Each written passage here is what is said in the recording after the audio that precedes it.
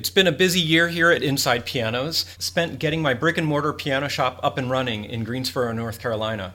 But I'm happy to be back on YouTube with a video featuring my most recent project, a Baldwin Model R.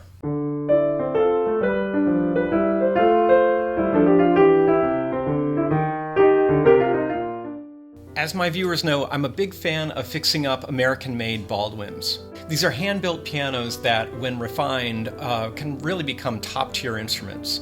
And because they're so greatly undervalued for reasons I've gone into in other videos, they can be offered at a really attractive price.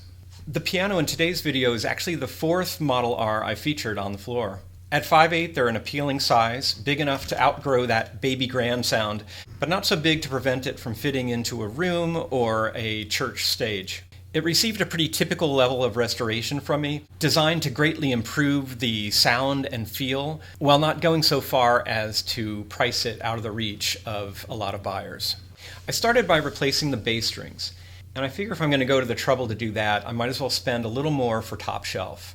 After all, when the pedal is down, bass strings enhance the totality of the range. It's such a great way to get the most out of a piano.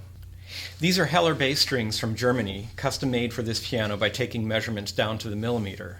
I went for softer core wire, which a lot of rebuilders are using these days, to maximize tone and to create a smoother break between the bass and the treble. The fit and quality of these strings surpassed those of the originals.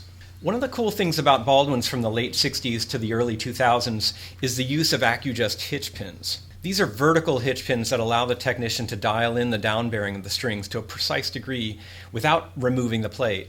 I took advantage of this feature and reset the down bearing throughout. It's such a crucial aspect of the piano's ability to sustain.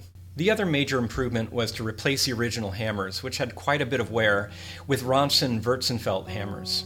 You may enjoy contrasting the tone of this piano with another Baldwin Model R, for which I used Ronson hammers.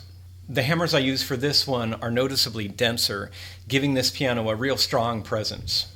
It would be perfectly capable of filling a church sanctuary or a rehearsal hall.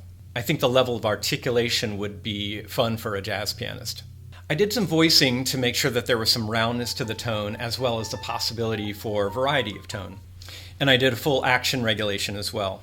Well, without further ado, let me just let you listen.